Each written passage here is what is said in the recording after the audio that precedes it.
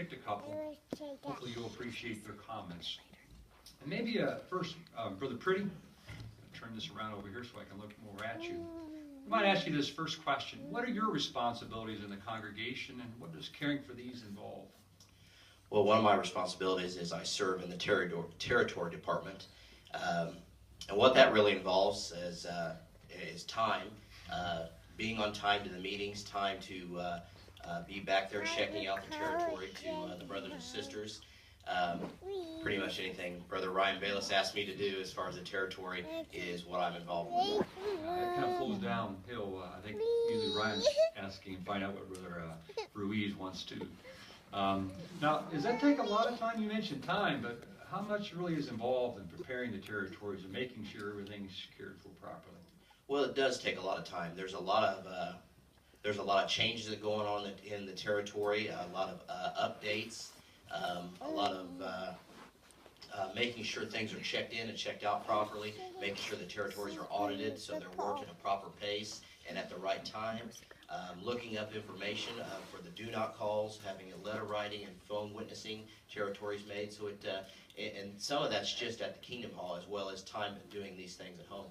Yes, I know we have well over 200 territories. And so how many are in your department? I believe there's 4 of us. Yeah, so 4 brothers, that's the largest department we really have that has that much attention to it. So obviously it's a big responsibility.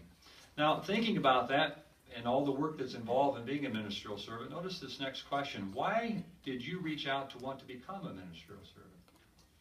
Well, really, honestly, I reached out because I felt the need to help and serve the congregation. When Tiffany and I first got married, we weren't doing as good spiritually as we could have been.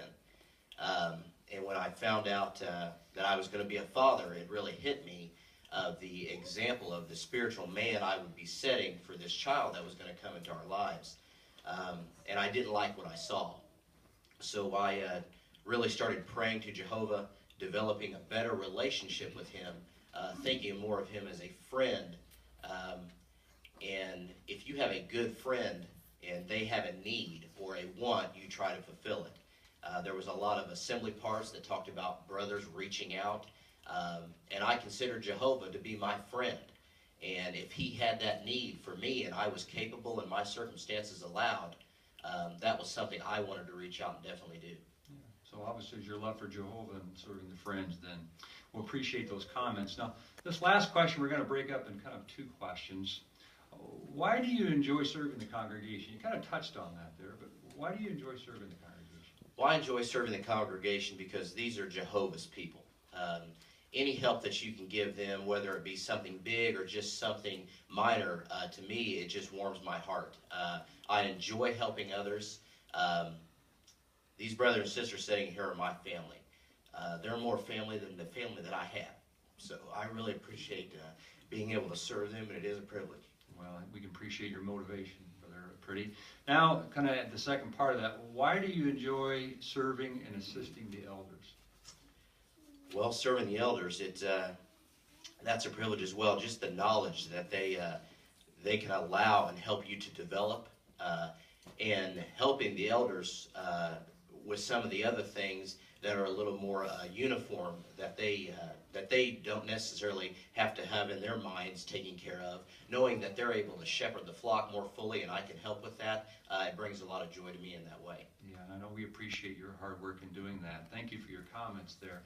Let's next give our attention to Brother